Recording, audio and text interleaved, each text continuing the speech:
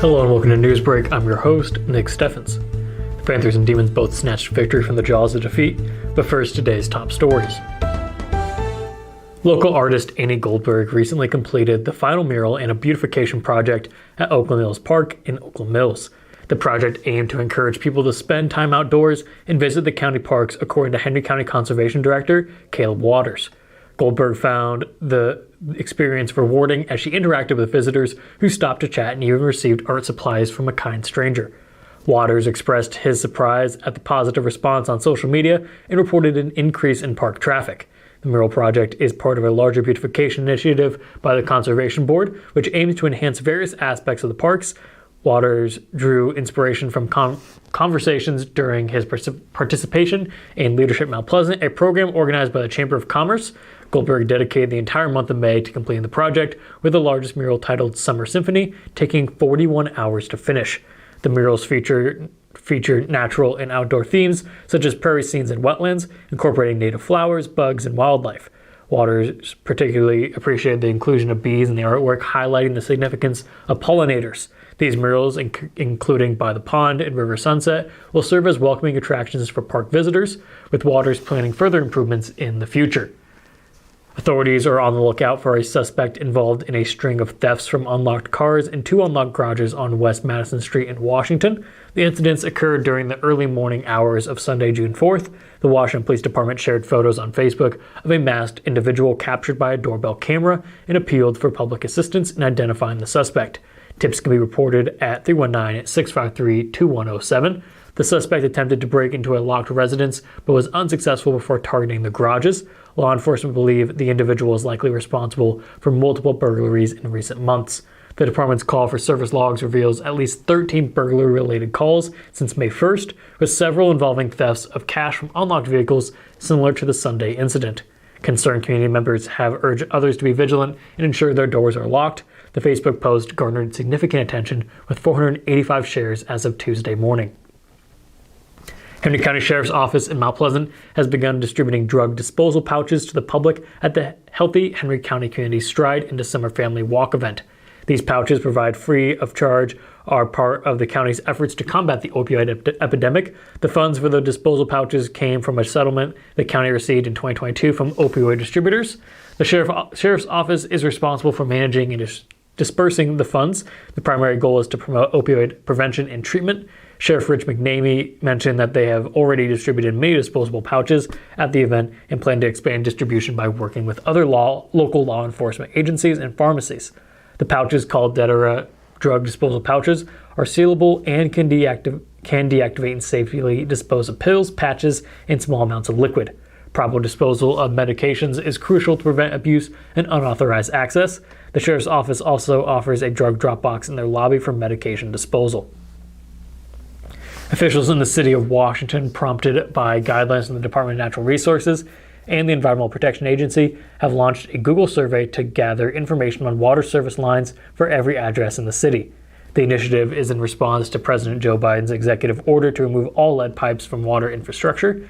Municipalities have until October 16th of 2024 to establish complete inventories of their water infrastructure materials.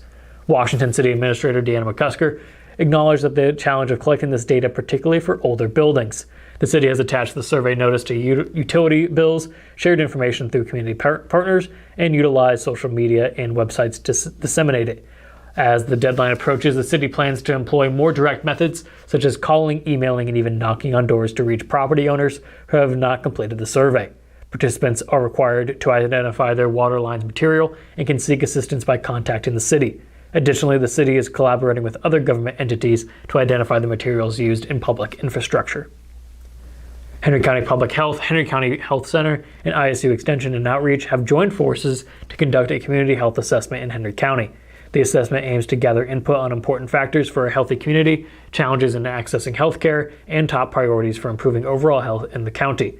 All residents and workers in Henry County are encouraged to participate in the survey, available online at surveymonkey.com/r/healthyhenry, or in paper form at various locations, including Public Health, Henry County Extension Office, HCHCER, and local clinics. The survey responses will be anonymous and will help determine priorities for future health programs and activities, as well as secure funding.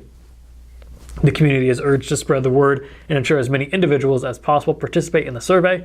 For other inquiries, contact Public Health at 319-385-0779 or visit 106 North Jackson Street, Suite 103 in Mount Pleasant. We're going to take a quick break, and when we come back, we'll take a look at the weather and sports. Since 1905, Kelowna Cooperative Technology Company has helped our community stay connected with the latest advancements in clear, dependable telecommunications services. KCTC provides rural Iowans with access to high-speed fiber internet, as well as phone, television, computer repair, and cybersecurity solutions. We're also proud supporters of local organizations and area schools within the community. KCTC, keeping Kelowna connected. At the Capper Auto Group, we put our customers' needs first and understand that everyone is as different as the vehicle they select. We offer new Ford, Chevrolet, Buick, GMC, Jeep, Chrysler, Dodge, and Ram vehicles in a friendly environment that puts you in the driver's seat.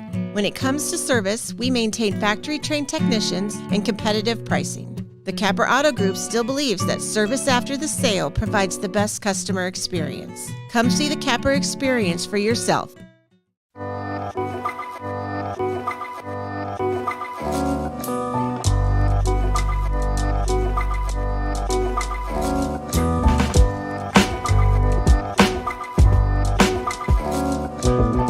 Hospice isn't a place, it's a type of care that focuses on living. Servicing a 7-county area, the Hospice of Washington County staff of nurses, social work, hospice aides, spiritual and grief support, volunteers, music and massage therapists are able to provide free end-of-life care where the patient lives.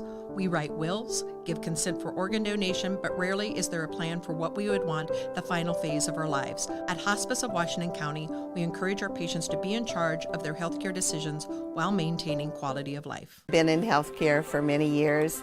I know that Tammy's that person who wants to help others and take care of us. She knows the healthcare business and wants to take care of others. Hello and welcome back to Newsbreak. I'm your host, Nick Steffens. Coming up, your 5-day forecast, but first, obituaries. David Elmer Keefe of Argyle passed away on June 4th at the age of 56. Schmidt's Funeral Home is in charge of the arrangements. Leroy Eugene Weiss of Fairfield passed away on June 3rd at the age of 82. A funeral service will be held at 10:30 a.m. June 9th at the Cranston Family Funeral Home. James Leroy Frank of Mount Pleasant passed away on June 1st at the age of 72. No services are planned at this time. Murphy Funeral Home is in charge of the arrangements. Ray Dean Gillespie of Mount Pleasant passed away on May 27th at the age of 75. A celebration of life will be held from 4 to 8 p.m. June 12th at the Rome Lunchbox. Murphy Funeral Home is in charge of the arrangements.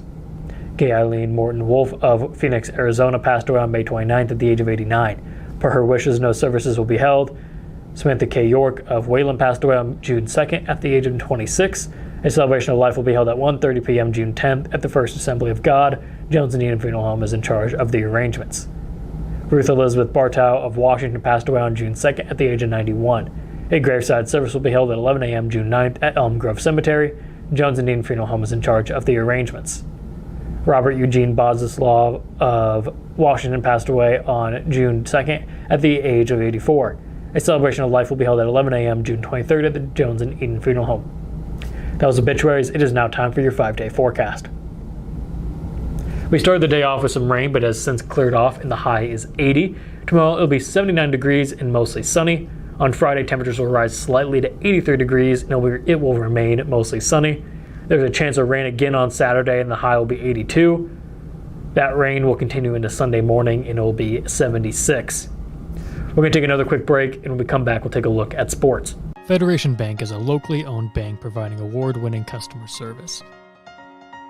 We believe that we are more than just a federation of banks, but a federation of communities, serving Brighton, Richland, Wellman, and Washington, Iowa.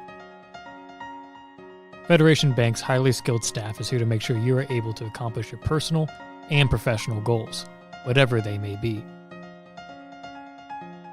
Federation Bank, your family bank.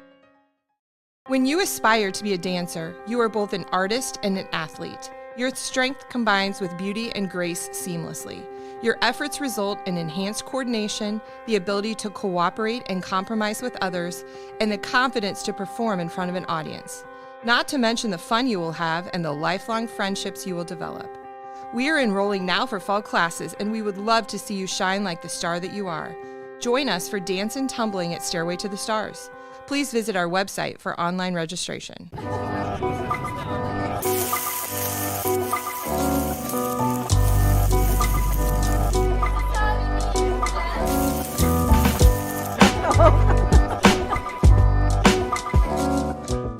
Family owned and operated by Andy and Sarah Ross, Ross Auto has been your vehicle repair and maintenance headquarters since 1935. We specialize in all makes of cars and light-duty trucks.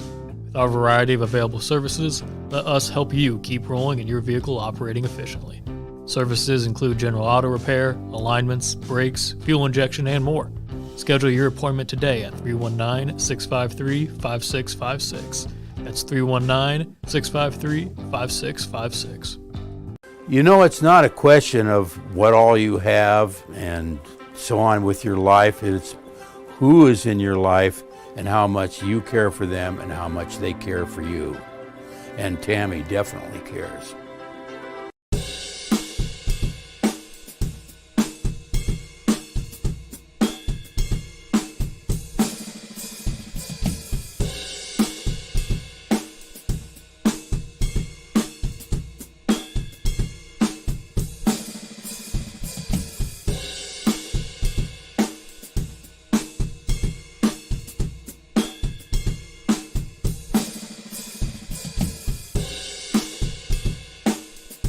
Welcome back to Newsbreak. I'm your host, Nick Steffens. It is now time for sports.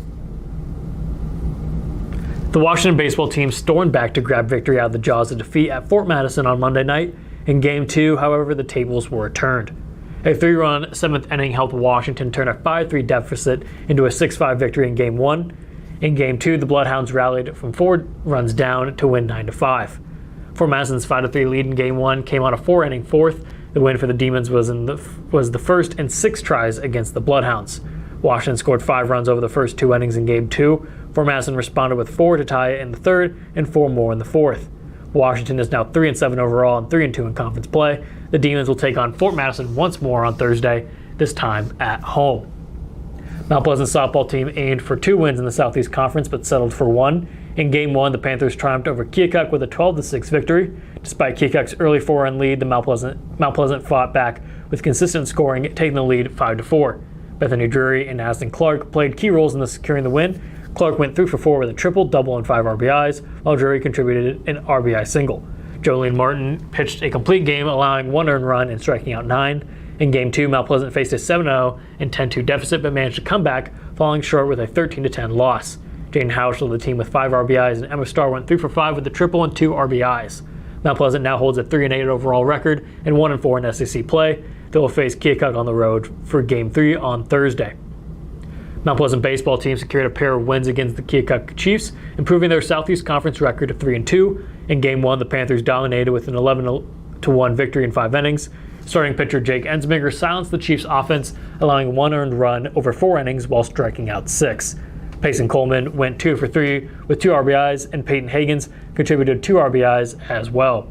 In Game 2, the Panthers faced an 8-2 deficit, but staged a comeback, securing 7 runs in the final 2 at-bats to secure a 9-8 win.